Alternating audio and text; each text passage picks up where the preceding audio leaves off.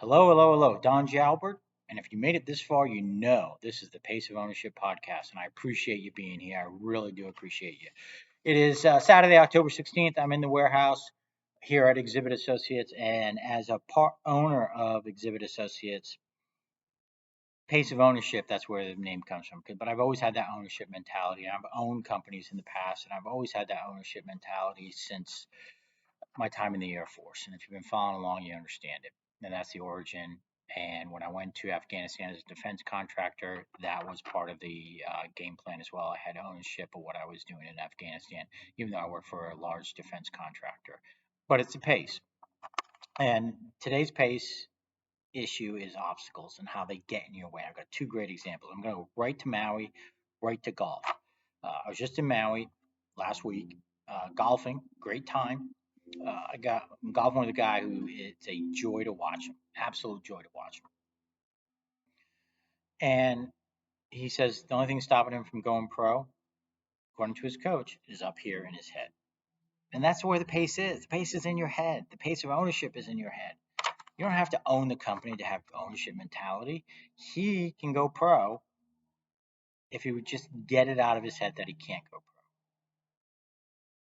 Now, that's an extreme example. Trying to go pro as a golfer, that takes years of work, years of dedication, some natural talent, no question about it, but it takes talent, natural abilities, and a lot of work to get that skill.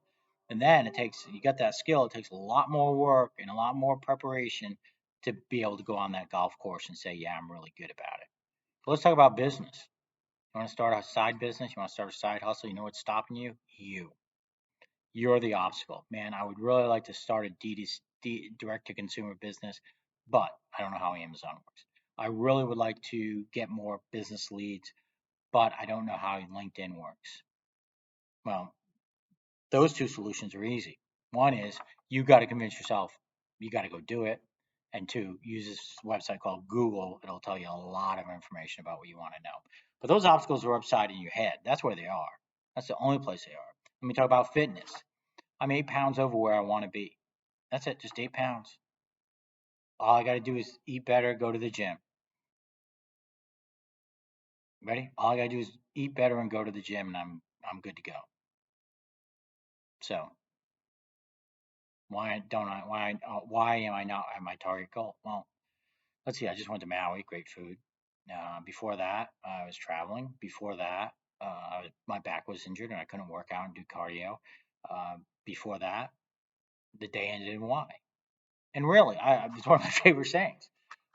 He would do it, but the day ends in Y, so he's not going to do it. So what obstacle is in your way? If you got pace of ownership and you want to go forward and you want to do some great stuff, you want more money, you want to write a book, you want anything, the only thing stopping you is you. I know another individual, not tall, he's not Captain America type. But you know what? He goes around the U.S. speaking. He's written a couple of books, and he just decided to do it one day. Nobody said, "Hey, Harry, you'd be great at this." My fitness journey. My fitness journeys. I'm following a guy out of Boise, Idaho, from Wales, and when I first looked at him, I was like, oh, "Why would I follow this guy? Look at that haircut." But man, the guy was ripped, and I got into his program April 1st, 2017. I finally said, "Yeah," but one too many times, and I said, instead of why, I said, "Why not?" And I went ahead and did that. So I'm going to finish up. I'm going to wrap up here. I talked about golf. I talked about business. I'm going to finish up with the two things I just said, and I think it's important. Instead of why would I do that? Why not? Why not start a direct to consumer business? Why not sell on Amazon or Etsy or Facebook? Why not go and rehab a house? Why not start a business? Why not write that book? Why not start a podcast? Look at me.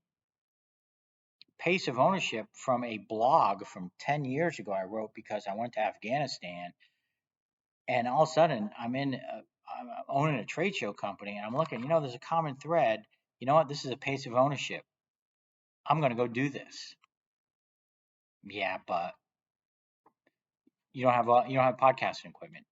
Yeah, but you're already busy. Yeah, but when I started my fitness journey, I woke up at 3 o'clock in the morning, worked out, and got back home by 5 or 5:15 to get coffee ready so my wife and I could start our day.